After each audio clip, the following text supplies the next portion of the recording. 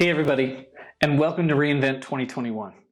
My name is Larry Snow, and I'm the worldwide go-to-market lead for IoT in the connected home and telco market segments.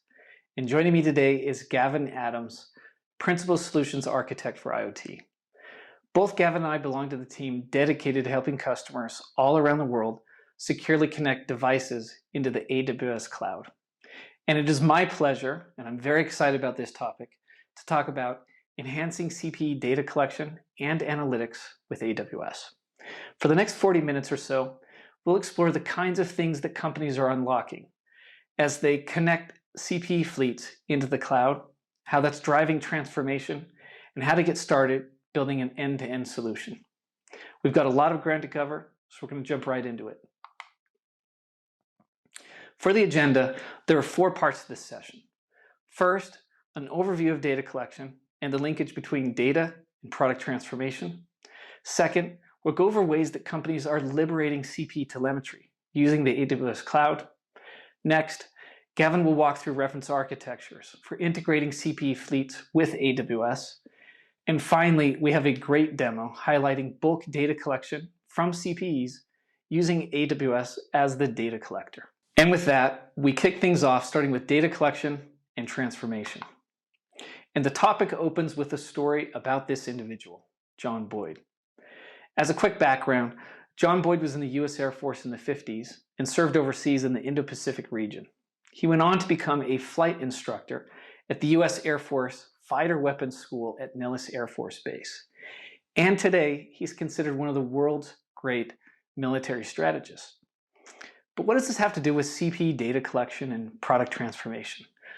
Well, during his early career and during his time as a flight instructor, John Boyd had a sense that the US Air Force could be doing a better job in the design of their fighter aircraft. And as he studied and thought about this, John Boyd developed something that he called the energy maneuverability theory. And there's a lot of math and science behind this, but the summary is this. EM theory builds aircraft performance, things such as thrust, weight, drag, and speed, into a quantitative model. And it was this model that for the first time allowed aircraft performance to be compared and predicted.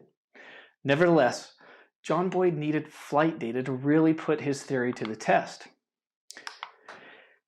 And fortunately for him, the US Air Force had already instrumented their aircraft with sensors for data collection. And they had a rich set of data to work with, things like operational, pressure, position, and engine sensors. So John Boyd was able to use this data to test his theory. And he concluded his findings in a classified report on EM theory that he presented to the US Air Force. And it was this report that resulted in the US Air Force creating a brand new lightweight fighter program, which directly influenced the design of the F-16, F-17, and F-18 fighter aircraft. Now, this is a classic example or formula for product transformation that comes about with 2 essential ingredients. 1, an individual or team has a vision for improving a product or process, or for doing something new and innovative. And 2, there's data available to bring the idea to life. And what's the end result? It's product transformation. Now, the story I shared it obviously predated the internet and connected devices and machines with IoT, which would have made things much easier for John Boyd and team. But do you think the aviation industry is following this process today? Absolutely. And here are just a few supporting data points. The new generation of aircraft are collecting 30 times the amount of data compared to just the previous generation of aircraft. We've collected more aircraft data in the past 2 years than all aircraft data combined since the beginning of flight. The latest Airbus 350 has somewhere around 250,000 sensors on board, collecting terabytes of data. And what are the companies doing with this data? They're focusing on 2 things. Number 1, improving operational efficiencies and operational savings. And 2, product and experience innovation. And it's not just the aviation industry that gets this. Just look at the investments in data collection and AI from the telco industry. $36 billion by 2027. We've definitely moved beyond data and AI/ML as a nice to have, where now it's viewed as something essential. So what are the kind of innovations that telcos are driving with AI/ML? We see investments in 4 areas: network optimizations, predictive analytics and diagnostics, improving customer experiences, and fraud detection and cybersecurity. And why such a focus on data collection and analytics across industries? It's because data is the new oil, and the AWS services that help you securely connect and collect data from devices, that is the pipeline. And with the data in your environment, you get to take advantage of all of these new technologies, especially advanced analytics and ML. And this is happening because companies and industries are starting to fully appreciate that data is at the foundation of innovation and product transformation. And that's why we see this movement toward data-driven organizations, where data is viewed as an organizational asset, unlocked from silos that control and withhold access, where data is democratized, making it easy for the right people to securely access whichever data sets they need. And finally, data is harnessed to discover actionable insights with things like machine learning. So how are telcos organizing this data for transformational purposes? At a simplistic level, telcos are moving away from old data silo architectures to new modern structures that are built in the cloud, following a pattern that we call telco data mesh. Now this gives all your users and applications easy access to relevant data sets, which speeds up the process of transformation and innovation. Now, we don't have time to go into all of the specifics of this slide, but at the end of the session, we'll point you to a reInvent session that's devoted 100% to this topic, helping customers build a telco data lake. And we have lots of examples of customers that are doing this with AWS today, but I'll highlight one story in particular later in the session.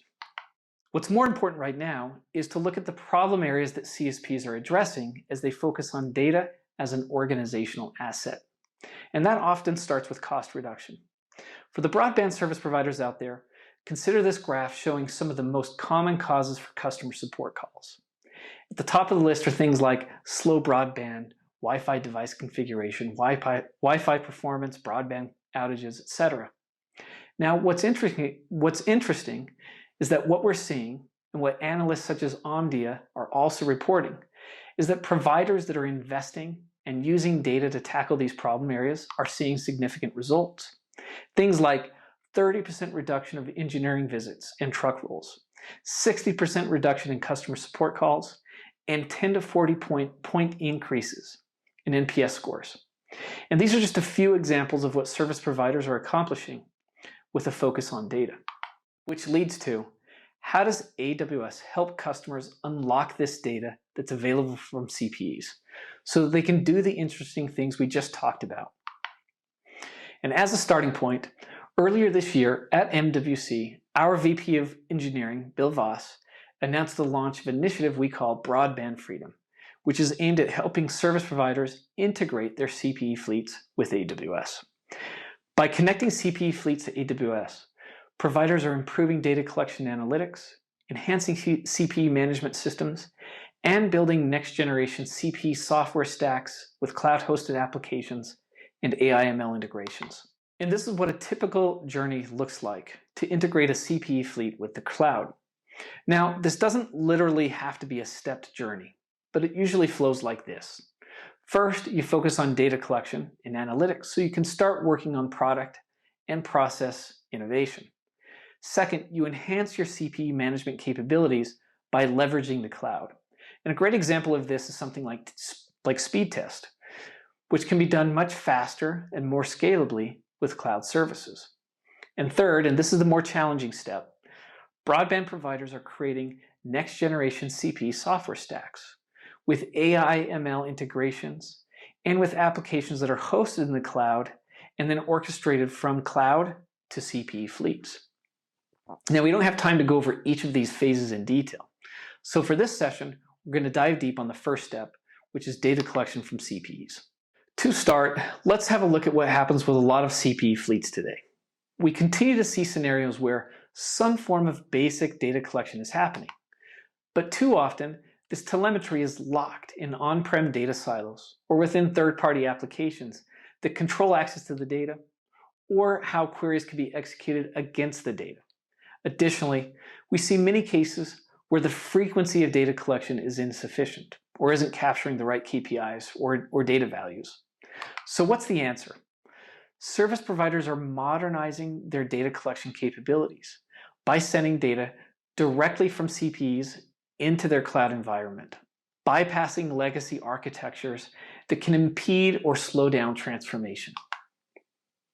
Now, to get data into AWS, there are various options that are available, but these are the 4 patterns that we see most frequently. First, companies are using the bulk data collection object that's available with TR69 and 369 protocols. This is an important one because TR69 is managing over 1 billion CPEs today, and this can be easily activated for brownfield CPEs. Second, using MQTT, which opens up bidirectional capabilities between CPE and cloud. Third, the use of custom agents. Now this gives companies complete control over the entire process. But the downside is that you have to maintain custom code and you have responsibility for the security profile of the solution. And fourth, we also see many providers that are collecting basic data that gets stored behind the CPE management system, which then eventually gets forwarded into AWS. The downside to this approach, as mentioned in the previous slide, is that it takes too long for the data to wind its way into the cloud, which can block some use cases that require near real-time data flows. So today, we're going to focus on the first option mentioned, bulk data collection with TR69. This is a mechanism that was designed by the Broadband Forum as a simple method for CPEs that are managed by an ACS to send values from the TR181 data profile to an HTTP data collector. Service providers like this method because it's fast and it's very simple to configure and activate, and it takes load off of the ACS for data collection. The architecture for this is actually very simple. You have a traditional CPE management system with an ACS backend, and you configure the CPEs to start sending data to a bulk data collector, which is the AWS cloud. It's really that simple. And once that data is flowing into your cloud environment, you get to start building applications. These are just a few examples of the kinds of things that service providers are building on top of that data flow. Things like CPE Heartbeat for improved customer care, Wi-Fi diagnostics and related optimizations, and avoidable truck roll applications, which is helping customers save millions annually by reducing truck rolls by just 10%. Which brings us, finally, to this awesome story we get to share about our customer Optus. Optus is one of the largest telcos in Australia, serving more than 10 million customers daily, providing broadband, 5G, and other services. Their challenge was getting a real-time view into the quality of service issues that were happening from the broadband CPEs on their network. So they took steps to innovate and built their own network analytics data platform with AWS. The result is that with this new data platform, they've reduced costs and improved quality of experience for customers. And now, the smart technical person in the room gets to walk through how to put all of this together. Gavin, over to you. Thanks, Lowry. And as Lowry mentioned, in this section, we're going to be covering the technical aspects of TR69 reference architectures and also how the data collection works, and also give you a good demo in regards to this. So I'd like to first start off with just essentially what does CPE collection look like and why do you even have an analytics reference architecture with AWS? And it comes down to that a lot of times we see customers will have CPE in their environment that is tightly coupled to the management systems that control this. And this is predominantly because they have their own network management systems and the backend infrastructure to have the configuration management systems talk directly to the CPE for doing updates, reporting, and these types of reasons. However, because these are designed for operational uses, if people want to do some of the analytics or the what-if situations or scenarios on this data, it's hard to do this without impacting the potential performance of those management systems for CPE that can measure into hundreds of thousands to millions of devices. So one key component that we bring into this is the AWS Cloud. And the AWS Cloud is a set of managed services that scale as necessary to support any type of workload. And for a analytics reference architecture, one of the key components, as Laurie mentioned, is that telco data mesh. The telco data mesh, which is basically centralized around a data lake or a lakehouse architecture, provides three capabilities. One is it handles the ingest of data at scale from different sources. So in the case of CPE, once it is configured to start sending data to the bulk data collection endpoints, is that we can now take messages in through services such as AWS IoT Core, and then have the data go through different paths and then ultimately end up into the telco mesh or the lakehouse in general. So for instance, we have the top path, which is our raw data. Messages come in, they are not modified at all. They're put into a data stream, which then is injected directly into the lakehouse for further use or for replay purposes. However, we can also have alternate paths for the data, such as the one below, where we take it into a processing mechanism such as AWS IoT Analytics, do some extract, transform, or load, or enrich the data, and then also put that into our telco data mesh for use. The second purpose of the data mesh is to allow for analytics services to interact with this. And this helps abstract out the underlying data structures and access mechanisms into tools that customers and especially business support staff are very familiar with.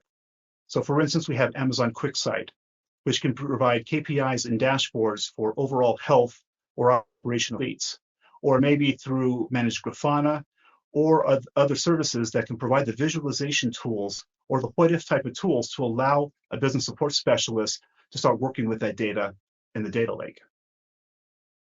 And by creating applications that also can access the data directly, and this could either be abstracted through our analytic services or directly to the data lake, is we can now write custom applications specifically for business use cases that customers have. It may be a heartbeat monitoring application. It might be detecting when CPE is about to fail and to take proactive control or action upon that, or just be able to use this information with other on-premises data sources and other customer support systems or business support systems to do things such as to reduce truck rolls overall. So in summary, the analytics reference architecture is a general concept where we have the telco data mesh as a central component. We have the different layers that actually use to put data into it, access it, and visualize that data, and also have applications that can also automate and use these services overall. So with that logical architecture, let's take a look at a specific implementation. And this is the TR069 and AWS reference architecture for connecting fleets at scale, doing bulk data collection, visualization, and storing the data into a data lake. We use these reference architectures, which are prescriptive in nature, as blueprints for customers to get started and to actually implement production workloads in AWS. Instead of just having the logical diagram that we previously saw, as you can see here is that even on the left-hand side, we have our devices that are managing connected to AWS IoT Core in step 2. We now call it very specific steps for how that data actually flows through the system and is made available to different services to essentially perform the analytics and visualization overall. For instance, we have data coming into Kinesis data streams as raw or unprocessed data, which is ultimately put directly into our data lake or our telco data mesh. But we can also have other Kinesis data streams that take that information, do analytics on that, and create enriched or transformed sets of messages which could be used for specific applications, such as a heartbeat application or notification out to the actual CPE to take some corrective action. The key thing to call out here is that these are prescriptive in nature, meaning that we call out specific steps and specific services, but because they are blueprints, we do help customers modify these for their specific use cases overall, but these are a great starting point for any type of applications where TR69 is going to be ingested into AWS IoT. Before to dive in a little bit deeper, let's talk about how TR069 and the bulk data collection process works. So as mentioned, we always have our ACS or our configuration servers, and customers will have one or more of these that actually manage their fleets of devices. This could be centered in a particular market or geographic location, or they may have very large and vertically scaled ACSs that support their entire fleet of CPE that is deployed and provisioned to their customers. But one key factor to this is that there's always a one-to-one communication between the ACS server and each individual CPE that's in the field. Now, this mechanism, TR069, is a protocol that's based on other protocols. So TR069 actually uses XML messaging under the covers for the message format, but then it uses the SOAP, or the Simple Object Access Protocol, as a mechanism for sending messages back and forth, the request and response pattern. And although it's anything but a simple protocol, SOAP is then wrapped inside of an HTTP network mechanism so that we can actually communicate from an ACS in one location to the CPE out into the field. There's two main factors here. One is that the ACS can actually do queries such as get parameter names and the values with those parameters. This message is sent to the CPE, and the CPE can respond with all of these values of its current configuration, any counters, potential error conditions. And the ACS can also do the set parameters. And this is how it does the configuration or provisioning the CPE into the field. Now, we're talking about bulk data collection. There's one specific attribute or parameter, device.bulkdata.enable, that if this is set and a bulk data profile, which we'll go to in a few seconds, is sent with it, this now allows the CPE to directly start sending data to a bulk data collection endpoint. And in this case, we have one in AWS. Instead of using the TR069 protocol and XML and SOAP, we can now actually use a standard HTTP mechanism. We can use username and password as an authentication, which is built into the HTTP protocol. And instead of sending this as an XML message, we can actually send this in different formats, such as a comma-separated value, or CSV, or JSON format. And these make it easier for the data coming in to either be consumed by business analysts or users, or to be processed by different applications without having to do significant transformations to and from the XML data format overall. Let's talk a little bit about bulk data and the data model. There's two different things here. So TR069 is a bulk data mechanism and its protocol. One of the features of TR069, as Lowry mentioned, is the bulk data collection object or mechanism that's built in. For each, when a bulk data collection is enabled, we actually create profiles, and there could be multiple profiles sent out to a device for different uses. Each one of these profiles will have a different set of parameters. One will be that HTTP URL, or where does the actual CPE need to connect to actually deliver the message. The reporting interval, how often for this particular profile should a device connect and send that information, and the list of parameters. What information should be included as that payload that it sends every time that it actually connects and reports. And then we can also modify the formats and even the compression overall. So all of those parameters are basically part of the TR181 data model. So besides the bulk data component, there'll be sections for all of the Ethernet interfaces on a CPE, or Wi-Fi radios, or other sensors or metrics that the CPE can collect, such as potentially signal strength, or the current temperature and humidity where the CPE is located. I kind of wanted to pull out that TR069 as a protocol and a mechanism for enabling bulk data, then uses the underlying protocol or profiles for how it is sent, where it is sent to, how often, and what values are sent. So, let's take a look at this a little bit deeper and jump into what the demo is going to cover. So we're going to essentially cover four different things in the demo. The first one we're not going to cover, but I'll walk through it, which is the creation of the cloud resources that essentially enable and create the data collector inside of AWS. We'll then go through some of the factors of how we connect or configure the CPE to now have a new profile and start sending the data in. We'll take a look at some of the message flows of the data coming into IoT Core, so we can see the raw messages. And then as the data goes all the way downstream, is transformed, it is stored and made available for queries, as we'll see the actual results in the portal using the Amazon Managed Grafana interface overall. So the first step is to actually deploy the cloud infrastructure. So the bulk data collector is made up or comprised of a variety of different services. And as you can see from essentially the ingest mechanism where we create a HTTP endpoint that is serviced by AWS IoT Core. We go through a rule, we go to Kinesis data streams, then to a Lambda function, which is serverless code, which will take in messages, do some processing, send it out, all the way down to our managed Grafana service. A couple key things to note here is, first of all of these resources have relationships between how the data comes in and where each resource then delivers data to the next step in the process. For instance, from the Lambda function that does the transformation into TimeStream. And all of these resources can be declaratively defined inside of a template, a CloudFormation template, which is infrastructure as code. And what this basically means is that I can have a single template, provide a couple parameters, which maybe include the fully qualified domain name of what our data collector is going to be, double click on that, or let's just say one click on that, and have this fully deployed in less than 5 minutes into different environments. I could have this deployed into a test environment so that we can stand up a data collector, have test CPE hit it, then tear it down. But we can also stand this up multiple times, maybe in different AWS regions to support different types of territories or markets. And we know that we're using CloudFormation or infrastructure as code, that the underlying resources, the relationships are fully immutable, idempotent, and essentially are not going to have any type of configuration drift overall. So with the actual cloud resources, we're then going to go through in the demo and do the configuration of the CPE fleet. As mentioned, we do this through the bulk data mechanism by enabling this. And we're actually going to demonstrate how we're going to change one of the existing bulk data profiles that goes to an on-premises environment to then point it over to the cloud.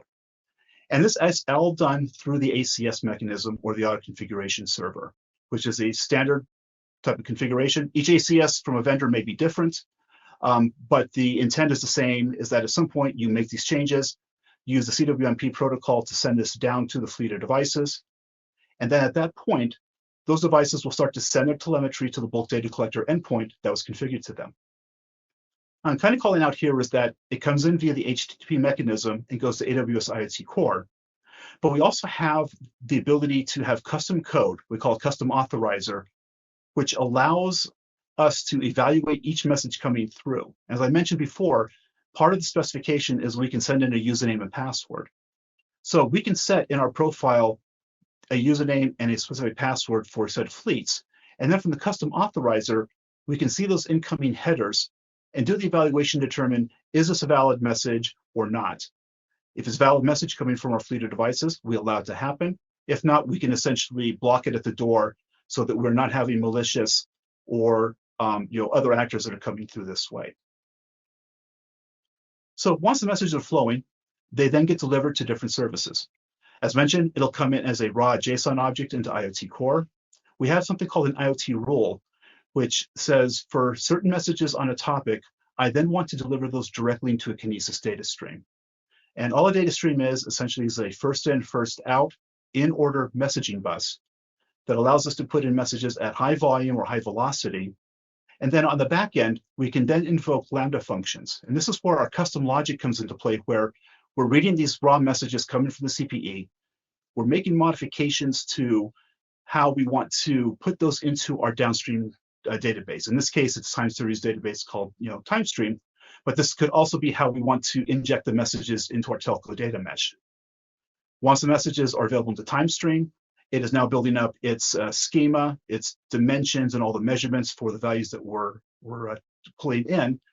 And then we can actually create queries in the TimeStream SQL query language that we can then use for Amazon Managed Service for Grafana to then visualize those results. And in this particular case, we're going to have a dashboard coming from Grafana, which will show the overall CPE, the difference between healthy and unhealthy, and also a list of the actual errant devices.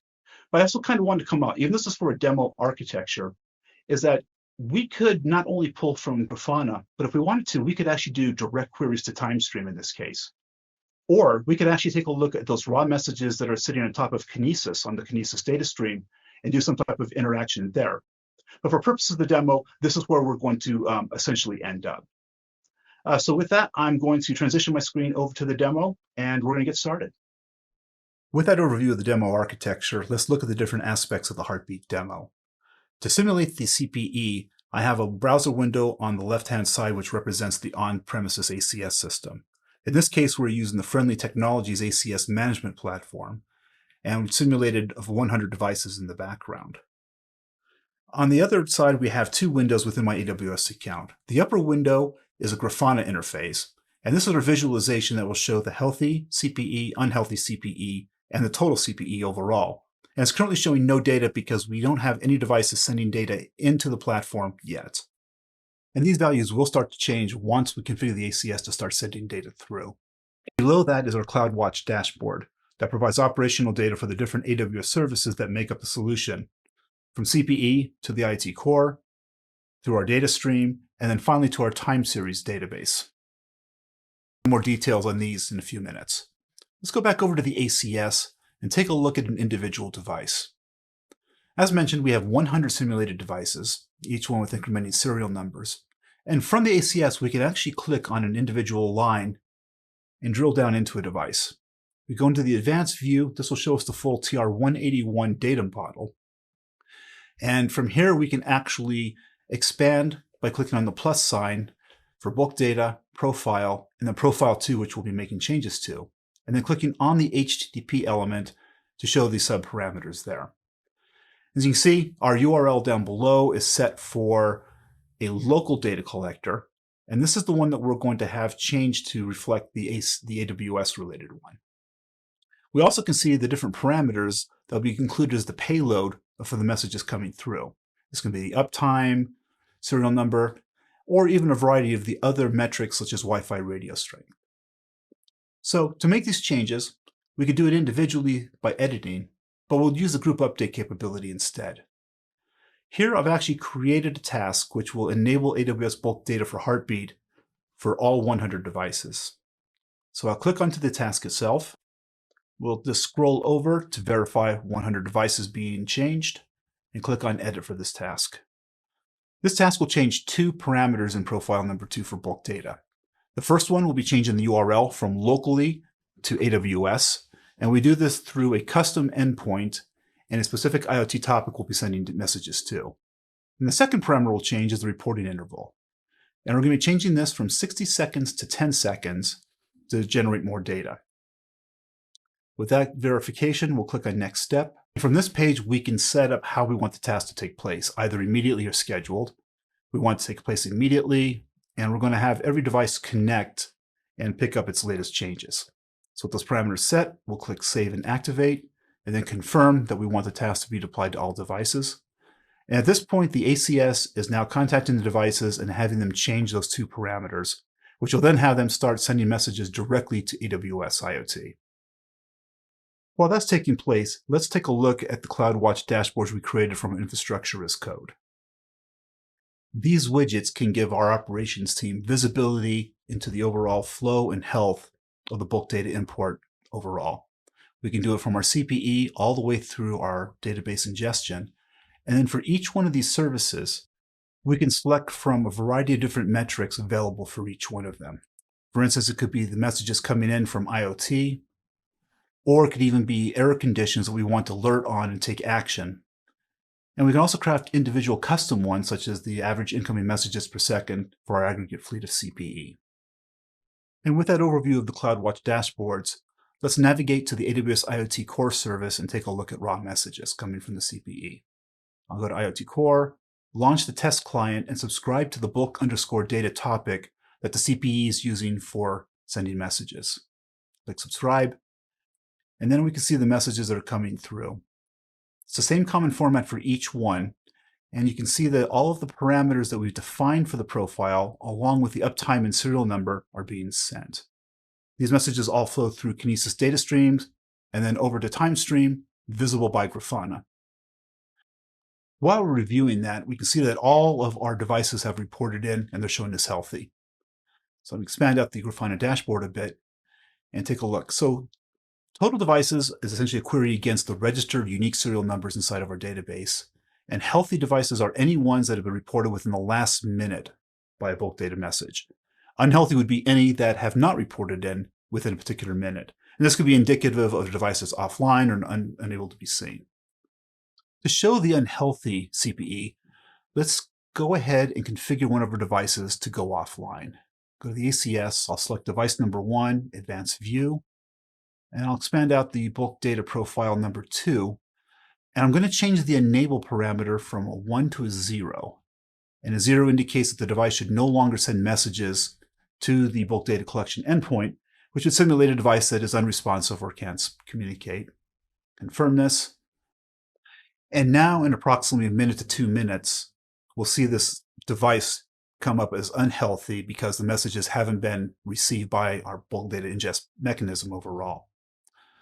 Let's go ahead and do one more device while that takes place. So I'll select device number 6, go to the advanced view, and the same thing, bulk data, expand profile, click on profile 2, and then edit to set the enable to a 0, which will also stop serial number 6 from also sending messages and send an update. Confirm that. At that point, it's been sent. Now you might notice that the enable is actually still showing as 1, and that's because ACS is caching this value locally. So I can directly query the CPE by clicking on Get Current, and this will verify that it actually truly is set to 0 or has been disabled overall. So at this point, we've defined 2 devices that come up as unhealthy, and as we can see in the Grafana dashboard, our first unhealthy CPE has actually shown up. So far, we've just shown the total count. But we can also do queries that will provide us with individual serial numbers of unhealthy CPE. And the power of this is that these individual serial numbers can then be correlated to other internal systems to find out who the actual customer is, and use that information either to send out proactive automated alerts to the customer, or to use this as information if the customer does call in so that your customer support specialist will have this readily available to them.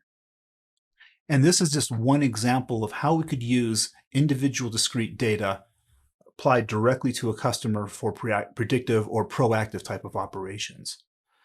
But when you scale this out to hundreds of thousands to millions of devices, these same values still take place. We can still have a total monitored device, including healthy and unhealthy, and still receive those individual readings coming through from devices that are offline or that haven't been seen. And by doing correlations from the unhealthy CPE and the individual readings, that allows us to apply this to other types of business support systems.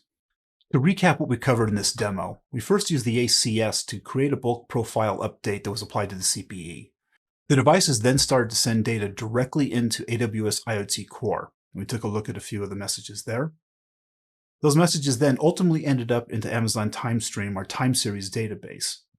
We then created database queries inside of Grafana to give us an accurate count of our total CPE that we're measuring, and also the ones that were healthy versus unhealthy overall, and discrete values.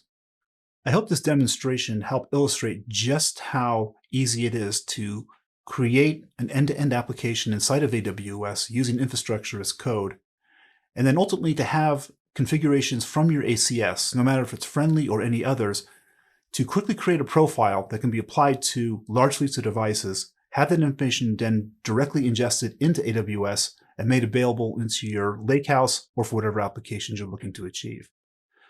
With that, I'll go ahead and turn this back over to Lowry. Thank you so much. Thanks, Gavin. As a summary, here are the things you learned during this session. Number 1, data is the foundation for innovation and product transformation. Number 2, there are various options available for integrating CPE fleets with AWS.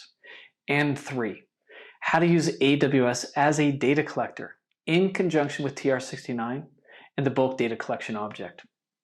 And if you want to continue learning about this topic, we recommend these 2 sessions. Thank you very much for your time listening to this session today.